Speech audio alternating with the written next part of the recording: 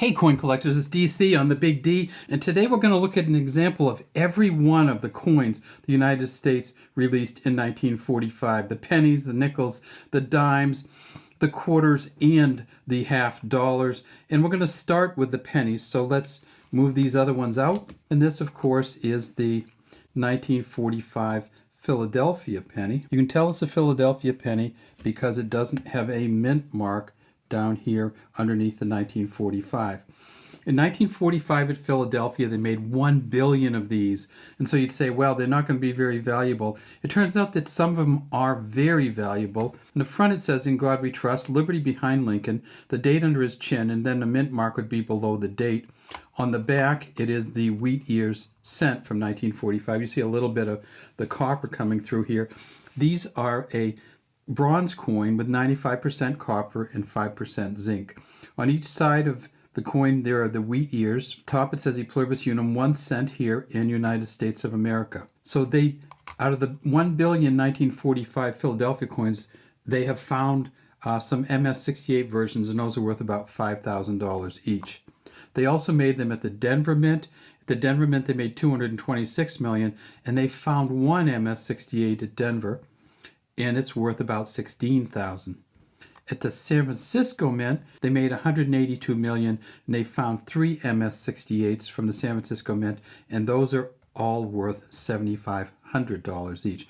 So just for the pennies alone, we're talking about $28,500 if you get the 3 best pennies from 1945.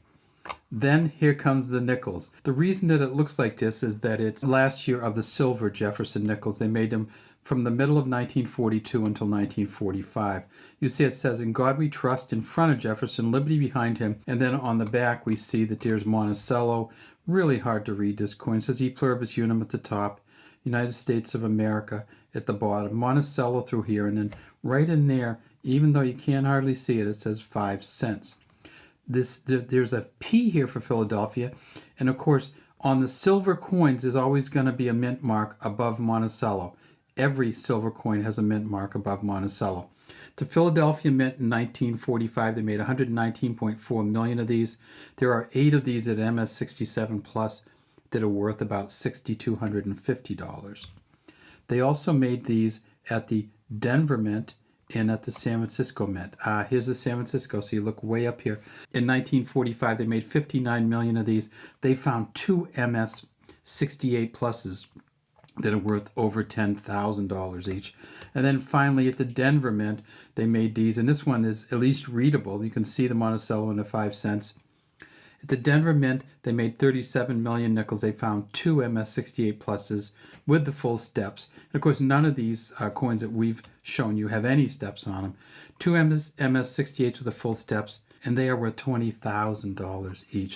So for the 3 nickels from 1945, if you get the best of the 3 nickels, you'd be talking about $36,000. In 1945, they still made the old Mercury dimes.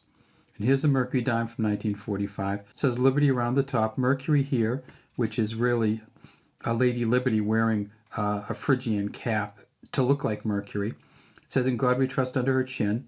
There's the AAW for Adolf A. Weissman. 1945 it says here, and then on these ones you go to the back. This one's an S. So at the San Francisco Mint in 1945 they made 42 million. They found one of these that's worth $25,000. The dimes are the key in 1945. Look for the dimes.